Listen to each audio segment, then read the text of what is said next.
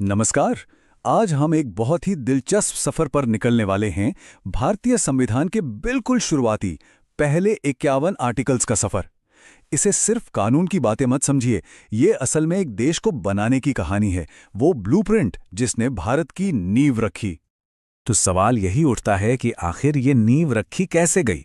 देखिए, ये कोई सूखा कानूनी दस्तावेज नहीं है, बल्कि ये एक राष्ट्र के बनने और उसकी पूरी संरचना की कहानी है। चलिए इसमें और गहराई से उतरते हैं।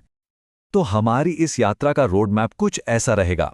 सबसे पहले देखेंगे भारत का नक्शा, फिर जानेंगे कि नागरिक कौन है, उसके बाद आएंगे हमारे मौलिक अधिकार और फिर राज्य के क्या लक्ष्य हैं, और आखिर में इन सब को एक साथ जोड़कर देखेंगे कि ये संविधान की आत्मा कैसे बनती है। तो चलिए पहले हिस्से से शुरू करते हैं। आर्टिकल्स 1 से 4 जो इस देश का मतलब हमारे देश का फिजिकल ब्लूप्रिंट तैयार करते हैं। इसे समझने का सबसे आसान तरीका है भारत को एक बहुत बड़ा घर मान लेना। और कोई भी घर बनाने का पहला कदम क्या होता है? उसकी जमीन और उसकी बाउंड्रीज तय करना। संविधान का पार्ट 1 ठीक यही काम करता है। और देखिए सबसे कमाल की बात क्या है, हमारे संविधान बनाने वालों ने इस पूरी प्रोसेस को कितना आसान रखा। आर्टिकल 1 वो तो घर का नाम बताता है, इंडिया दैट इज भारत। फिर आता है आर्टिकल 2 जो कहता है कि संसद चाहे तो नए कमरे मतलब नए राज्य जोड़ सकती है। आर्टिकल 3 घर के अंदर का नक्शा बदलने की इजाजत देता है, किसी राज्य का नाम बदलना हो या उसकी बाउंड्री। और आर्टिकल 4 तो ये साफ कर देता है कि इन सब बदलावों के लिए कोई बहुत बड़ा कॉन्स्टिट्यूशनल अमेंडमेंट नहीं चाहिए, एक सिंपल कानून से काम हो जाएगा। कितना प्रैक्टिकल है ना।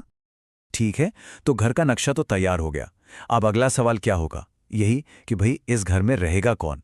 तो चलिए देखते हैं कि आर्टिकल्स 5 से 11 इस बारे में क्या कहते हैं। बिल्कुल, यही वो सवाल था जो संविधान बनाने वालों के सामने भी था। एक बार भारत की सीमाएं तय हो गईं, तो यह तय करना बहुत जरूरी था कि इस राष्ट्रीय परिवार का सदस्य कौन होगा, मतलब यहां का नागरिक कौन कहलाएगा। संविधान बनते समय उस वक्त के हालात को देखते हुए नागरिकता के नियम बहुत साफ रखे गए थे। जो लोग भारत में रह रहे थे उन्हें नागरिक माना गया।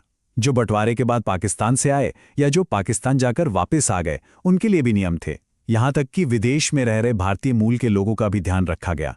लेकिन एक बात बिल्कुल पक्की थी, कोई दोहरी नागरिकता नहीं। और सबसे बड़ी बात, भविष्य में नागरिकता पर कोई भी कानून बनाने का आखिरी अधिकार सिर्फ और सिर्फ संसद के पास होगा। चलिए अब आते हैं संविधान के उस हिस्से पर जिसे सच में इसका दिल कहा जाता है, हमारे मौलिक अधिकार। ये वो नियम हैं जिनके साथ कोई समझौता नहीं हो सकता। ये हर नागरिक का सुरक्षा कवच है। सोचिए, जैसे एक परिवार में कुछ नियम होते हैं ताकि हर कोई सुरक्षित और सम्मानित महसूस करे, ठीक वैसे ही हमारे मौलिक अधिकार देश के हर सदस्य को किसी भी तरह के अनफेयर ट्रीटमेंट से बचाने वाले घर के नियम हैं। ये असल में स्टेट की पावर पर एक लिमिट लगाते हैं। हमारा संविधान हमें मोटे तौर पर 6 तरह के मौलिक अधिकार देता है। और ये सिर्फ नियम नहीं है, ये वो 6 गारंटियां हैं जो हर नागरिक के सम्मान और विकास की नींव हैं। आइए एक एक कर इन्हें देखते हैं। तो ये हैं वो 6 अधिकार। पहला, समानता का अधिकार, मतलब कानून के सामने सब बराबर हैं। दूसरा, स्वतंत्रता का अधिकार, जिसमें बोलने से लेकर अपनी जिंदगी जीने तक की आज़ादी है। फिर शोषण के विरुद्ध अधिकार, धर्म की स्वतंत्रता का अधिकार, अपनी भाषा संस्कृति को बचाने का अधिकार, और आखिर में जो शायद सबसे जरूरी है, संवैधानिक उपचार का अधिकार। ये हमें पावर देता है कि अगर हमारे बाकी अधिकार छीने जाएं तो हम सीधे कोर्ट जा सकते हैं। और इसी की अहमियत को समझते हुए डॉक्टर B.R. अम्बेडकर ने आर्टिकल 32 को कुछ ऐसे ही नहीं, संविधान की आत्मा और उसका दिल कहा था। सोचिए जरा, क्यों? क्योंकि यही वो मास्टर चाबी है जो बाकी सारे अधिकारों के ताले खोलती है। अगर ये चाबी ना हो तो बाकी सारे अधिकार बस कागज पर लिखे अच्छे अच्छे शब्द बनकर रह जाएंगे। अच्छा, तो अब हमारे पास घर का नक्शा है, परिवार के सदस्य भी तय हो गए और घर के पक्के नियम भी बन गए। लेकिन कोई भी अच्छा परिवार सिर्फ नियमों से नहीं चलता, है ना? उसके कुछ सपने होते हैं, कुछ महत्वाकांक्षाएं होती हैं। तो चलिए संविधान के पार्ट 4 में जो हमें इन्हीं महत्वाकांक्षाओं का रास्ता दिखाता है। और ये महत्वाकांक्षाएं हैं राज्य के नीति निर्देशक तत्व या डायरेक्टिव प्रिंसिपल्स। ये वो साझा मूल्य हैं, वो लक्ष्य हैं जिन्हें देश को पाने की कोशिश करनी चाहिए। ये एक बेहतर भविष्य का गाइडेंस है। यहाँ पर मौलिक अधिकारों और निर्देशक तत्वों का फर्क समझना बहुत जरूरी है। ये हमारे संविधान के डिजाइन की खूबसूरती है। देखिए, मौलिक अधिकार तो कोर्ट में लागू कराए जा सकते हैं। ये बताते हैं कि सरकार क्या नहीं कर सकती। दूसरी तरफ निर्देशक तत्व कोर्ट में लागू नहीं होते, लेकिन वो सरकार को एक रास्ता दिखाते हैं कि उसे क्या करना चाहिए। ये सरकार के लिए एक नैतिक कंपस की तरह काम करते हैं। और ये लक्ष्य क्या हैं?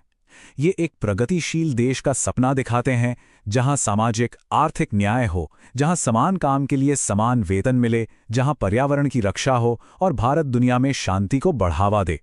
ये वो आदर्श हैं जिनकी तरफ देश को हमेशा बढ़ते रहना है।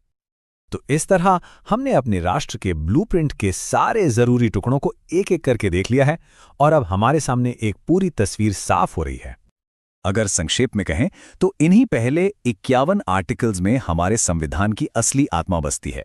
आर्टिकल्स 1 से 4 ने भारत का नक्शा बनाया, 5 से 11 ने बताया कि नागरिक कौन है, 12 से 35 ने हमें हमारे मौलिक अधिकार दिए और 36 से 51 ने देश के लिए लक्ष्य तय किए। एक राष्ट्र का पूरा ब्लूप्रिंट। और ये सब समझने के बाद एक बहुत बड़ा सवाल हमारे सामने आकर खड़ा होता है कि 70 साल से भी ज्यादा पहले लिखे गए 51 आर्टिकल्स, ये फाउंडेशनल बातें आज भी हमारी जिंदगी को, हमारे समाज को, हमारी राजनीति को कैसे गाइड कर रही हैं? ये एक ऐसा सवाल है जो आज भी उतना ही, बल्कि शायद आज और भी ज्यादा जरूरी है।